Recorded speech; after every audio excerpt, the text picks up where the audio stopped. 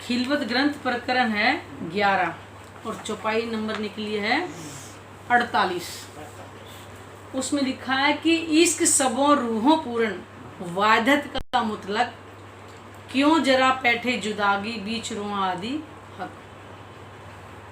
आत्माओं के अंदर भी पूरा प्रेम है, ऐसे नहीं है कि बिना प्रेम के, उनके पूरा प्रेम है। वादत का मतलब राज्य श्यामारी, राज्य रूह और उसमें क्या नाम है श्यामा जी में कोई अंतर नहीं है, सब प्रेम का स्वरूप है वहाँ का। क्यों जरा बैठे जुदागी, परम धाम के अंदर कैसे हम जुदा बैठ सकते हैं, राज्य से अलग हो ही नहीं सकते। तभी तो राजा ने कहा था ना कि मैं तुम्हें ऐसा खेल दिखाऊंगा, तुम अपने आप को भूल जाओगी, मुझे भी भूल जाओगी। तो हमने क्या पूछा था उनसे कि अपने से अलग करोगे, कह रहे नहीं बैठो मेरे चरणों में। तब जब कह दिया जब चरणों में बैठेंगे तो कैसे भूल सकते हैं। तो राजीव तारे की परम धाम के अंदर एक पल की भी जुदाईगी नहीं है। बीच रूह हादी हक, राज्य श्यामा जी और रूहों के बीच में एक पल की जुदागी नहीं हो सकती। अब ये किससे पता चला हमें? वाणी से, कि हम वहीं बैठे राज्य के चरणों में ऐसे ही सारी ब्रह्मात्मा घेर करके बैठी, और ऐसे बैठी है कि वाणी के अंदर रहता है कि एक उंगली भी नहीं किसी के अंदर जा सकता, ऐसी गलवैयां डाल करके हम वहां बैठी हुई हैं। ये बहुत रब्द बीच अरस के रूह हक्सो हुआ मजकूर, अरस बका के हजूरी एक्यों हो बे हक्सो दूर। ये बहुत रवद किया बीच अरस के, परमधाम के अंदर हमने राज्य से इस इश्क के बारे में बहुत सारी वार्तालापें करी थी। रूह हक्सो हुआ मजकूर, अखंड परमधाम में सदा राज्य महाराज से इश्क के बारे में जो बातें होती रहती थी। अरस बका हजूरी एक्यों होवे हक्सो दूर। परमधाम के अंदर ब्रह्म आत्माएं कभी भी राज्य से अलग हो ही नहीं सकती हैं। इश्क का अरस अजीम में रब्द हुआ बिलंद, तो फरामोशी में इसका बेवरा दिखाया खावन।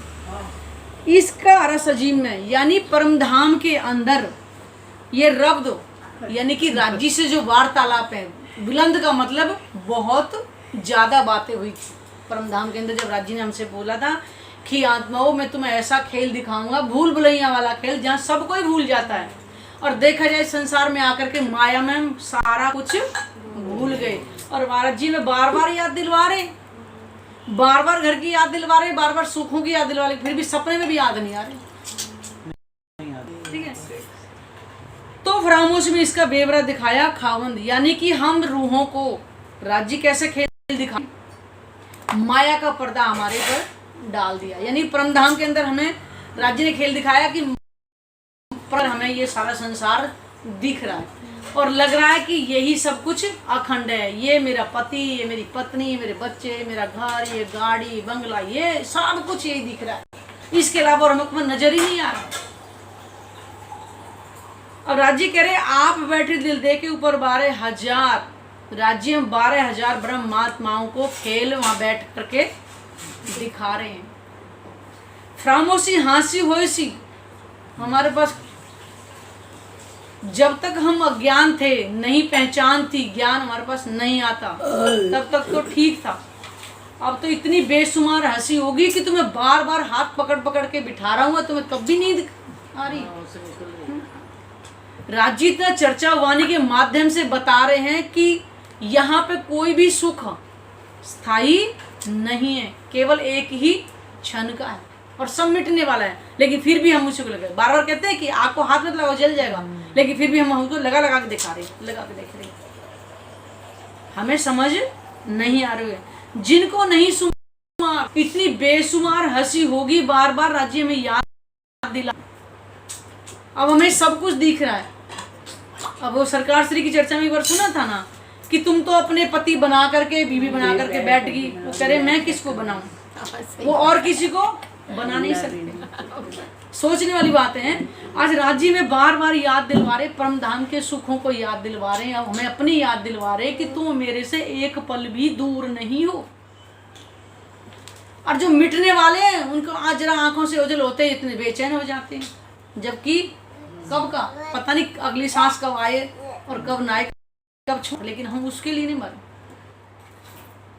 तो हंसी तो हो नहीं, जब लग भूली वतन तब लग नहीं दोस्त, जब तक नहीं पहचानती तब तक तो माफ भी थी।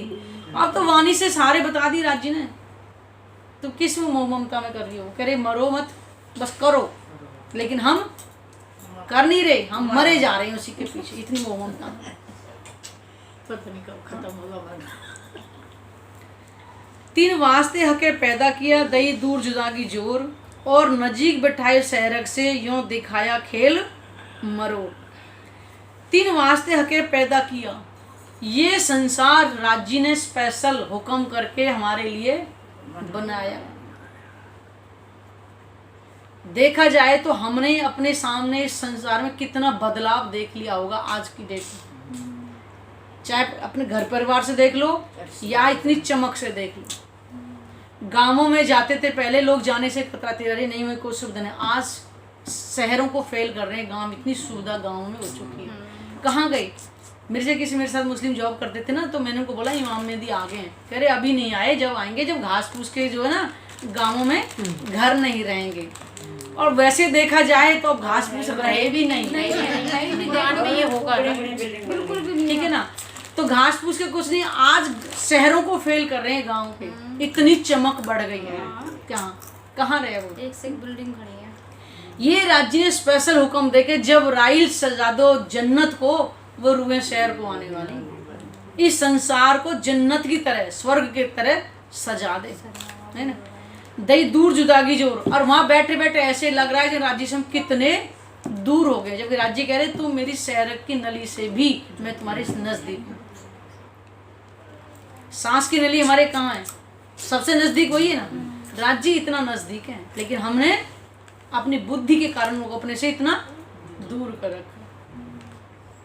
और नजीक बैठाए शहरक से, है ना, चरणों तले बिठा के खेल दिखा रहे हैं। यूं दिखाया खेल मरोर, यानी कि परमधाम की नजर हमारी फरामोशी में कर दी और ये कब संसारी में दिखाई दे रहा है। तभी हम चकाचौंध में पागल हो जा रहे हैं, फिर हमें फिर राज्य की याद नहीं आ रही है। अगर वही कहते हैं, अगर माया की तरफ दौड़ोगे तो माया मिलेगी, और राज्य की तरफ दौड़ेंगे तो राज्य जहाँ की टिकट वही स्टेशन हमें पैसे पे करें उतनी टिकट मिलेगी, अच्छी मिलेगी। अरस बका बीच ब्रह्मांड में 14 तबकों में सुध नाही, किया सैरक से नजीक गिरो बैठी बका माई। अरस बका बीच ब्रह्मांड में, ब्रह्मांड ये 14 लोकखंड परमधाम की सुध नहीं किसी को भी संसार के अंदर। क्या पता है किसी को परमधाम कहाँ है? चलो परमधाम। अभी दीदी घर में जाती है ना कई बार, तो एक बिल्डिंग से लिखा है चलो परमधाम। मेरा दिल किया एक दिन कभी मैं भी जाती हूँ, चलो हम भी चले, कहाँ है परमधाम। अब वो परमधाम अपने मिटा हुआ है, सब मेरा बंद है, जाना चाहिए था। तो सब कह रहे परमधाम चलो परमधाम। कहाँ परमधाम है? किसी को पता है इसके बारे में? किसने बैकुंठ को परमधाम बोला, किसने किसी को परमधाम बोला? वो परमधाम है कहाँ? आज राज्य ने वाणी के माध्यम से छड़ते परे अक्षरते पारा, वही पुरुष को, यानी कि ये मृत्युलोक, बैकुंठ, अक्षरधाम और परमधाम, यहाँ बैठे बैठे वर्णन कर सकते हैं। ये है वो 14 तबकों में शुद्ध नहीं, 14 लोक के ब्रह्मांड के अंदर किसी को भी पता नहीं है। शंकर भगवान से उमा ने यही तो पूछा था, हे नाथ मैं युगों युगों तक तुम रहते हो और मैं तुम्हारे बार बार तन धारण करके आती हूँ, आप बताओ वो कारण क्या है? तो उन्होंने यही तो बताया था, हे उमा तू उस ज्ञान को नहीं सुन पाएगी, ये मृत्यु लोक बैकुंठ अक्षरधाम तक का भी पूरा वर्णन नहीं हो पाया। तो उमा सो गई। जब वो त्रिदेवा ही नहीं जानते कि वो परमधाम कहाँ है, कैसा है, तो और कौन कैसे वर्णन करेगा? बड़ा अटपटा सा लगता है वैसे तो, ये कहने में अरे त्रिदेवा को भी नहीं पता। अरे भाई नहीं पता, यही तो कारण है। आज क्यों कह रहे हो फिर परमात्मा निराकार निराकार? तो लोगों को ऐसा लगता है, उनको नहीं पता इनको कहाँ से ऐसे कहते हैं। नहीं वही कह रहे हैं ना, वही तो कह रहे हैं, ज्ञान नहीं है ना। सबसे बड़ी बात पता तो इनको कैसे लगते हैं? सबसे बड़ी बात है कि माता जी ज्ञान नहीं है, इसीलिए कह रहे हैं, तो कहते हैं क्योंकि सब चतुराई खोए हुए हैं, किसी को नहीं पता। अभी मैंने भजन बोला था ना कि मेरी लगी पियासन प्री दुनिया के आ जाने। अब यहाँ जो आडंबर है, बड़ी माला धोती कुर्ता, ये रंगना माथा, वही कहेंगे बहुत बड़े हैं, लेकिन जो एकांत बैठ के परमात्मा को याद करते हैं उसके बारे में कोई क्या जानेगा? तो सेम वही बात, जिसको परमात्मा की पहचान हो जाएगी उसको आड़ा क्या लेन देना है? तो क्या जानेंगे? जब ज्ञान नहीं था तभी तो निराकार कह रहे थे, आज ज्ञान आने के बाद में निराकार कह रहे हैं। और किसी से पूछ के देख लो कि 14 लोग में जब बैठे हो, भागवत पुराण की कथा कर रहे हो, 14 लोग जब 4 तरह की परलोक है, तो फिर कहाँ जाओगे? बैकुंठ भी आगे पीछे कोई शुद्ध नहीं है, जहाँ गिरेगा गिर जाएगा, बैकुंठ भी समाप्त हो जाएगा, फिर कहाँ जाओगे? किसी का कोई जवाब नहीं। किया सैरक से निज गिरु बैठी बका माहे, लेकिन उन्होंने अपनी आत्माओं को अपने चरणों तले बिठा करके खेल दिखा रहे हैं, वहीं पे बैठे बैठे। दिया बीच ब्रह्मांड जुदागी अजू इनसे भी दूर दूर, निपट दई ऐसी नजीकी बैठे अंशो लाग हजूर। श्री राजी महाराज ने ब्रह्मांड में भेजकर आत्माओं को दूर दूर कर दिया। कहा था ना, ब्रिज में तो ब्रिज के अंदर जब आए थे तो ब्रिज के एरिया में थे, ठीक है ना। महाराज खेल करके गए, बोला अरे आपने कहा लड़ाई झगड़े दिखाऊंगा, ऐसा खेल दिखाऊंगा, तो आपने भी दिखाया ही नहीं। तो राजा ने कहा मत देखो बहुत दुख कि ना ना पूरा दिखाओ। तब उन्होंने कहा था कि अच्छा तो ब्रिज में अगर ऐसे फेंकूंगा जैसे तिलक लगे छींटे जहाँ जहाँ गिरते, ऐसे ब्रह्मात्मा यानी अजो इनसे भी दूर दूर। आज एक दूसरे से इतनी दूर हो गई कि एक दूसरे को ही नहीं पहचान पा रही। निपट गई ऐसी नजीकी बैठे अंग, और बता रहे हैं कि तुम अंग से अंग लगा करके ऐसे बैठी हो कि गलवैया डाल के एक उंगली भी अंदर नहीं जा सकती, इतनी नजदीक बैठी हो। यहाँ पहचान नहीं, और यहाँ पर एक दूसरे के ही विरोधी हुए बैठे हैं। इसी बात की वाणी वही तो कह रही हूँ। और वाणी अगर ना आती तो आज कैसे पहचान होती? राजी ने ये खेल बड़ी हिकमत से बनाया है, किसी को इस कलाकारी का पता नहीं। और उन्होंने कह दिया था कि ब्रह्म आत्मा ही संसार में जब तक जाहिर नहीं हो सकती, जब राज्य ना चाहे। वाणी के अंदर लिखा नहीं है, त्रैगुण ढूंढते फिर रहे ब्रह्म आत्मा, किसी को जाहिर नहीं होने देंगे। अपने वो कहते हैं जैसे वो मुर्गी होती है अपने अंडों को अपने पंखों में, ऐसा ही राज जी ने ब्रह्मात्माओं को अभी छुपा करके रखा हुआ है। वो कह रहे सुख लेने आए हैं तो उनको सुख देना है, बाकी सबको क्या देना है? अखंड मोक्ष का प्रसाद, वो एंड में सबको दे ही देंगे। ऐसा बुजुर्ग खेल दिखाया ऐसा ना देखा कब, ये बातें हंसी फ्रामो की करसी इसके लिए। तो कह रहे ऐसा बुजुर्ग खेल दिखाया, राजी ने ब्रह्मात्माओं को ऐसा महान खेल दिखाया, ऐसा उन्होंने कभी नहीं देखा। परम धाम के अंदर रहते रहते उनको नहीं पता था कि जिस इश्क के बारे में हम रवद करके आए वो राज्य स्वयं ही हमें देते हैं। आज यहाँ ला करके पहचान कराएं, इसलिए बुजुर्ग बोले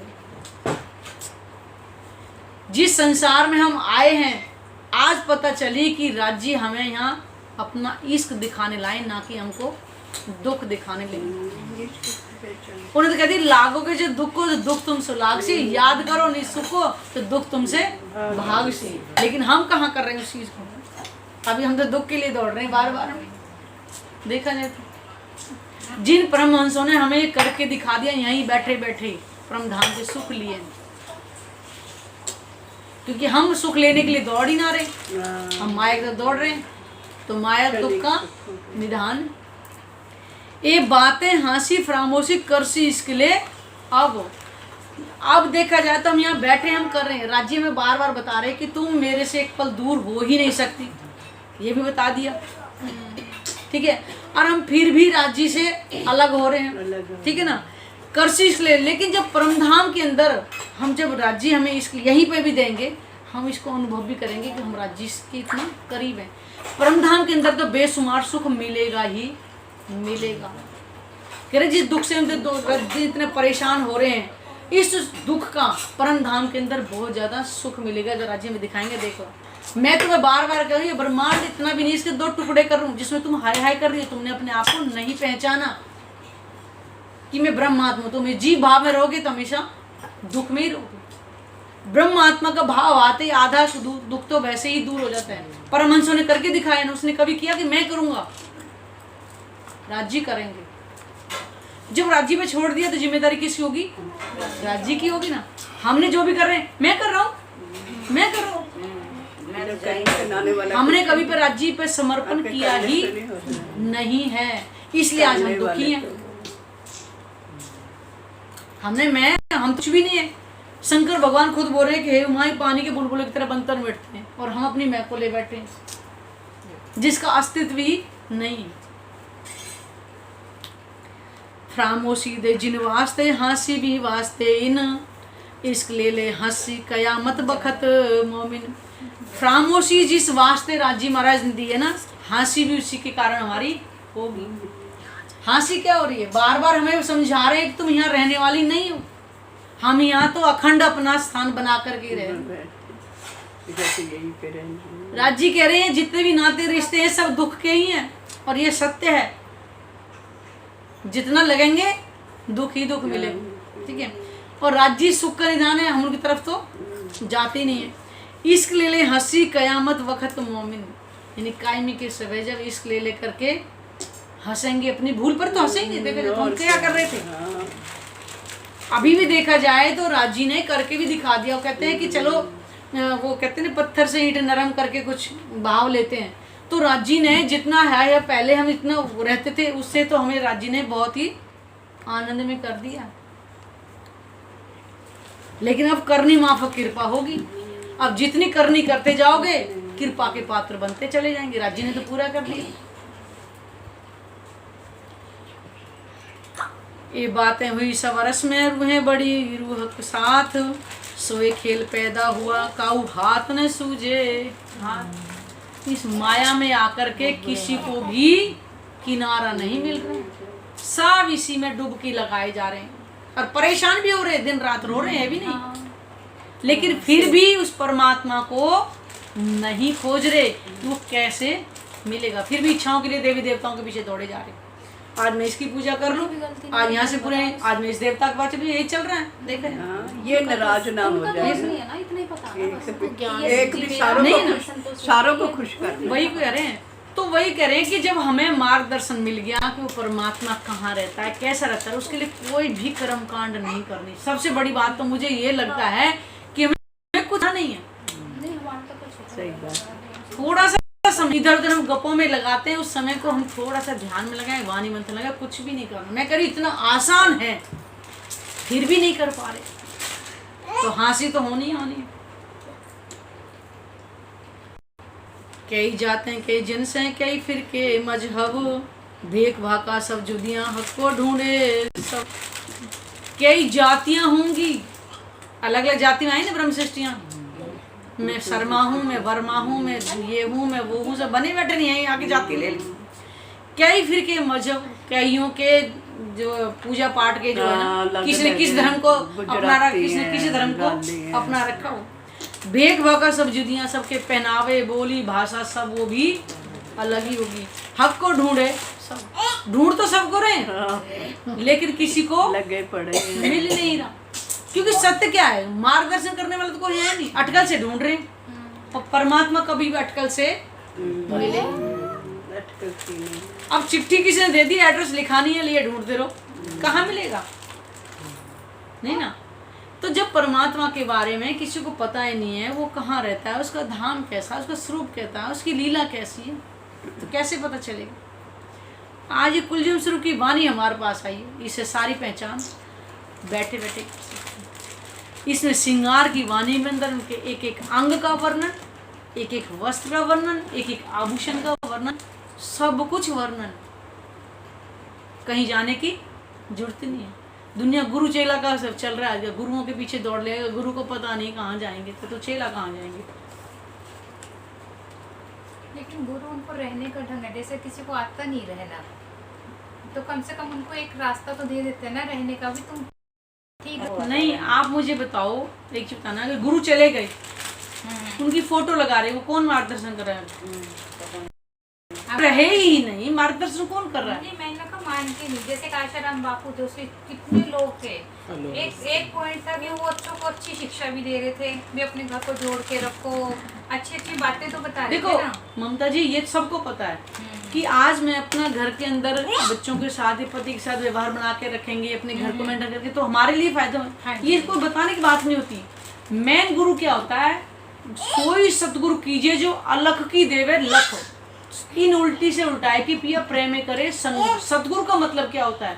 इस माया में हम आकर के फंस गए हैं। हाँ। अब हमें उस परमात्मा की जो पहचान कराए, ऐसे सतगुरु की है। और सतगुरु का मतलब ये नहीं है कि आए चरणों में प्रणाम कर रहे हैं और बस सतगुरु के आए अब ये ले चलो, मेरी ये सब सतगुरु वाली वो नहीं है। सतगुरु वही की जो हमें उस अलग परमात्मा की पहचान कराए। आजकल वो चीज नहीं है। मैंने कह दिया बस मैं ही गुरु हूं, मैंने जो कह दिया ना मेरी बात मानना और घर की भी नहीं बात मानना, कौन सा गुरु गाना? ये तो कट्टरवादी है, ये कट्टरवादी है। जबकि दत्तात्रेय थे, उन्होंने 23 गुरु से धारण करे थे। 24 लगा लो, 24 गुरु धारण करे थे उन्होंने। कहने का मतलब है कि हमें कहीं से भी कोई अगर अच्छी चीज मिल रही है तो उसको हम ले लें, जो बेकार है उसको छोड़ दें। अब देखा जाए ये ज्ञान आया हुआ है और ये ज्ञान ना हिंदू ना मुस्लिम ना सिख ना ईसाई किसी के लिए नहीं आया। ये आत्म कल्याण के लिए आया, ये मनुष्यों के लिए आया है। और आज हो क्या रहा है? मैं हिंदू, मैं उसकी बात क्यों सुनूं? मुस्लिम की में भी तो यही चल मैं रहा था ना, मुसलमान वो हूँ, मैं समझाने हिंदुओं की बात क्यों ना। सुनूं? मैं तो ये हूँ, मैं तो उस गुरु के पास जाऊंगी ना ना ना ना, मैंने गुरु तो कर रखा है। कहने का मतलब क्या है कि हमने खुद ही तो बेड़ा गर्क कर रखा है अपना। बताओ ना फिर। हमने आपको बोला कि आपको कुछ नहीं करना, जैसे ठीक है, आपको कुछ नहीं करना, केवल वाणी के अंदर श्रृंगार लिखा हुआ, ठीक है, उस श्रृंगार को मंथन करना है और वो स्वरूप जो लिखा है आंख बंद कर ध्यान करना है बस। हमने आपको कुछ नहीं बोला, तो आपको इसमें क्या गलत लगा? नहीं ना, नहीं लगा ना।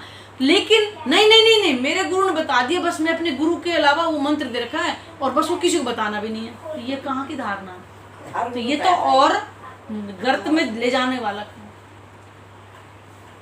और हमारा ज्ञान, हमारा क्या, मैं तो कहती पूरे संसार के लिए आया, ठीक है ना। जब ग्रंथों के अंदर भविष्यवाणियां भी लिखी हुई हैं, अभाविनो भविष्यन्ति मुनियो ब्रह्म रूपनाय कलयुगे उत्पन्नाय प्रधान पुरुष है आश्रय कथा योगेन तान सर्वान पूजन्ति मानवा यस्य पूजा प्रभावेन जीव सृष्टि समुद्र है। हरिवंश पुराण के अंदर लिखा है कि कलयुग में एक ऐसी अनहोनी घटना घटेगी जो कभी नहीं हुई। वो ब्रह्म रूप प्रकट होंगे, ब्रह्मणि प्रकट यानी आत्मा प्रकट होंगी, उनके द्वारा कथा। अब कथा का मतलब यहाँ सोचते हैं कि लोग कह के और कथा का मतलब एक कह रहा है बाकी सुन रहे हैं, तो कथा का मतलब ये वो नहीं किसी ने भागवत कथा करी हो कथा, यानी कि वो परमात्मा के ज्ञान से परमात्मा के धाम की स्वरूप की लीलाओं की पहचान कराएंगे। उस ज्ञान को अगर कोई आत्मसात करेगा, उस परमात्मा को अपने धाम हृदय में बसाएगा, तो जीव भी भव से पार हो जाएगा, जो आज तक नहीं हुआ। जब तो कहते हैं परमात्मा कैसे निराकार, क्योंकि निराकार के पार किसी का ध्यान गया ही नहीं। तो आज इस संसार के अंदर ज्ञान आया है, निराकार के पार का ज्ञान है ये, ठीक है ना। तो कहने का मतलब ये है कि हम यहीं बैठे बैठे परमेश्वर को पहचान कर सकते हैं, कहीं जाने की आवश्यकता नहीं। आपको कोई गुरु सिर्फ इतना है कि हमें सिर्फ मार्गदर्शन कर दे कि तुम घर में अपना बैठो। जैसे पंडित ने क्या करी, शादी कराई और उसने कहा कि दूल्हा दुल्हन अपने घर में रहो, पंडित थोड़ी हर वक्त रहेगा उनके साथ में। ऐसे ही हमारे में सदगुरु रूप में 5 तरह के सदगुरु की सिर्फ इतनी ही आवश्यकता है कि उन्होंने बता दिया कि ये वाणी आप पढ़ो घर के अंदर ही, इसी को परमात्मा का स्वरूप मानकर, ठीक है। इनकी सेवा पूजा जो भी है, जो हम शुद्ध भोजन करें, हमें नहीं 56 भोग लगाएं, लेकिन जो हम भोजन खा रहे हैं शुद्ध वाला, उसी का प्रेम से भोग लगा दें। आपको अलग से भी कुछ करने की आवश्यकता नहीं, इतना आसान है। लेकिन अभी हमने आत्म कल्याण के बारे में मैं सोचा ही नहीं। हम कब भाग रहे हैं ज्ञान से, पता नहीं क्या होगा। वहाँ गुरु के पास जाएंगे, गुरु जी कहेंगे तुम्हारा अच्छा मैं देख के बताऊंगा, जाओ तुम्हारा कल्याण हो जाएगा। कल्याण किसी का नहीं होता, जैसा हम कर्म करेंगे वैसा ही हमें फल मिले। और कलयुग में तो केवल कर्म ही प्रधान है। मतलब हमें अच्छे काम करने चाहिए, सबकी मदद करनी चाहिए, सब ये सिर्फ कर्म है, हाँ ये कर्म है। लेकिन आत्मा का धर्म क्या है? अपने प्राणेश्वर की पहचान करके और अपने घर वापस जाना। तो आकर के संसार में भूल गई है, तो वो कैसे करेंगे? बिल्कुल वाणी से। ये वाणी के अंदर मैं कहता रही हूँ कि हमारे अपनी भी पहचान लिखी हुई है। अभी बताया ना कि हम राज्य के इतना नजदीक बैठे हैं, सारी ब्रह्मात्मा ऐसे घेर करके बैठी हुई है वहां। राज्य ने कहा मैं तुम्हें खेल दिखाता हूँ, ऐसा खेल दिखाऊंगा तुम अपने आप को भूल जाओगी, मुझे भी भूल जाओगी। तब हमने पूछा कि क्या अपने से अलग करोगे? कह रहे नहीं, बैठो मेरे चरणों। तो हमने उनको क्या जवाब दिया था, ले जब चरणों में ही बैठे हैं तो कैसे भूल जाएंगे। मान लो यही संसार के पति से भले इसी घर में रह रहे हैं पत्नी, ठीक है, वो मुझे भूल जाए, वो कहेंगे मैं तुझे ऐसा खेल दिखा रहा हूँ, तू मुझे यहाँ भूल जाएगी, तो मैं इतनी मैं ऐसी भूल मैं भूल जाऊंगी आपको भले बैठी घर में। तो राजी ने खेल दिखाया कि उस संसार में जा करके सबको ही भूल जाता है। तो ये माया का ब्रह्मांड है, ठीक है। एक हमने छोटे छोटे जो सुनते हैं, माया माँ ठगनी हम जानी, त्रिगुण फांस लिए कर बोले बोले मधुरी बानी। इस माया ने त्रिगुण को भी अपने फंदे में फांस लिया। वो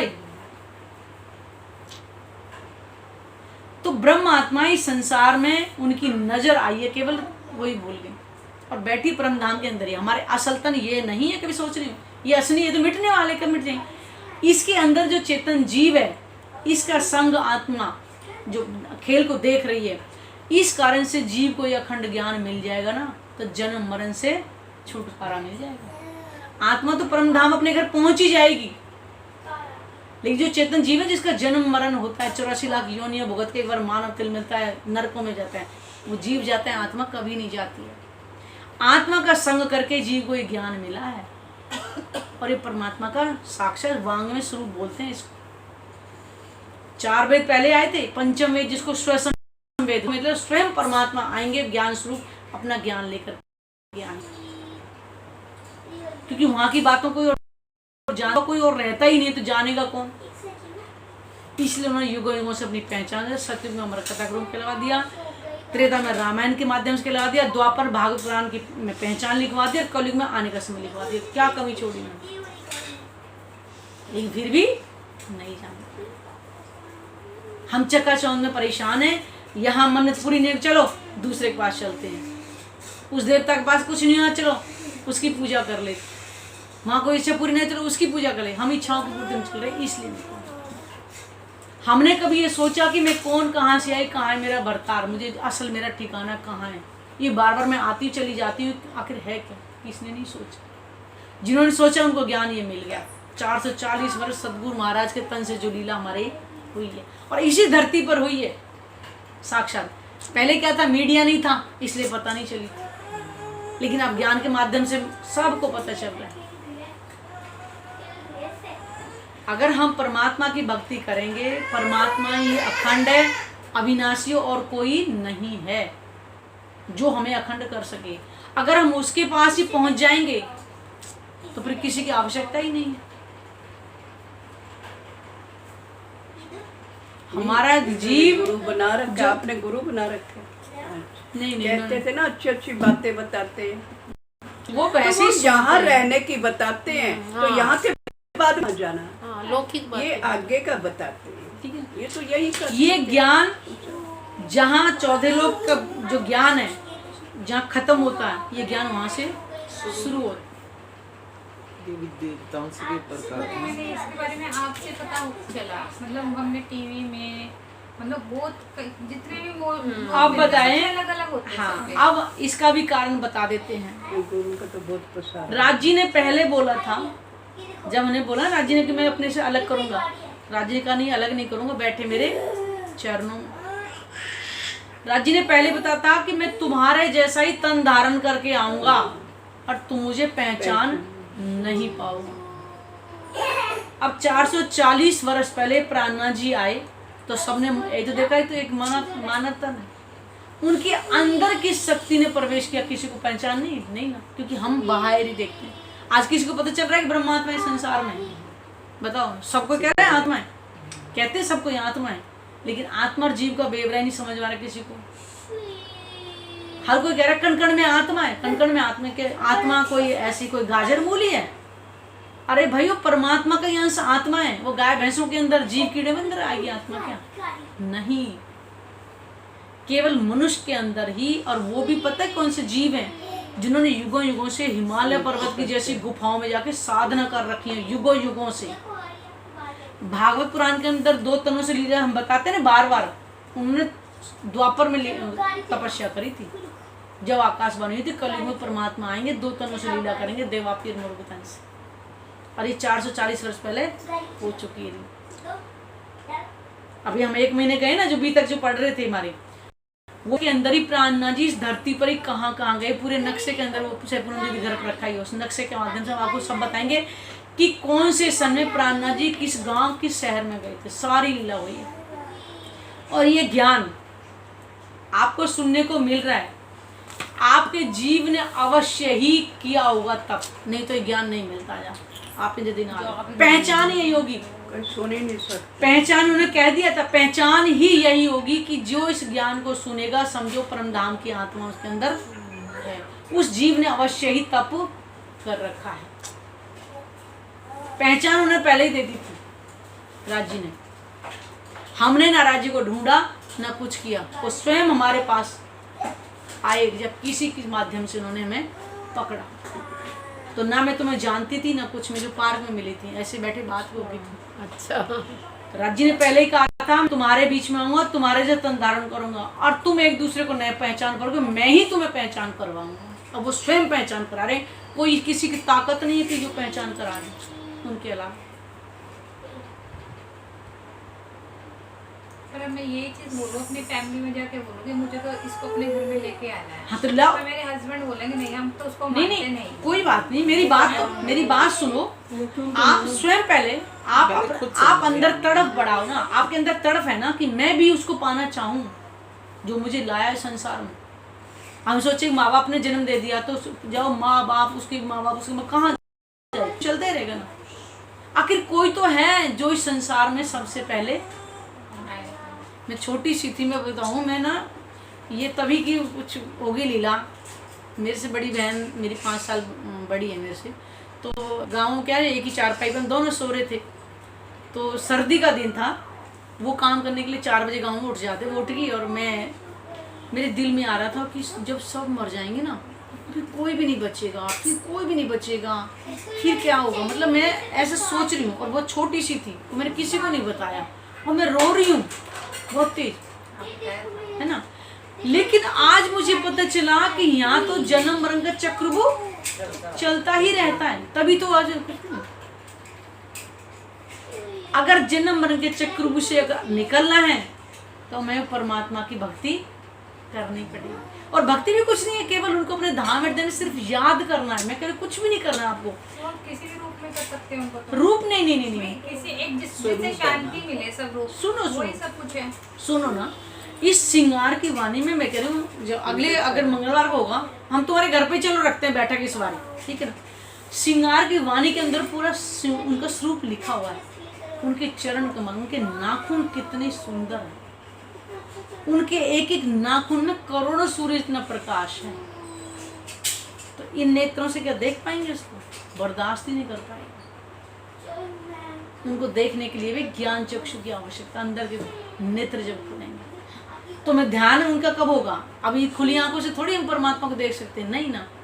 जब बार बार उसके स्वरूप को हम अपने घर में याद करेंगे। जैसे मान तुम बैठी हो, तुमने ये सूट पहन रखा है, दुपट्टा ओढ़ रखा है, ये ओढ़ रखा है, ठीक है।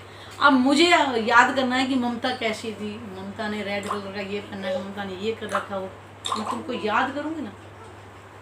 ऐसी वाणी के अंदर उनके स्वरूप की पहचान, उनकी नासिका कितनी सुंदर है, उन्हें तिलक भी कैसे लगा रखा है, इतना भी वर्णन है उसके अंदर। उनकी जो पलकें हैं ना, वो पलक झपकते थे, लगते कि ऐसे 2 कमल के फूल खिल गए, इतना सुंदर स्वरूप उनका वर्णन। उस रूप को मैं याद करना है, कुछ नहीं करना। वो मुझे देना। हाँ बिल्कुल मिलेगा, मिलेगा। वही तो कह रहे हैं, जब दिल में तड़प होगी वो तभी तो मिलेगा।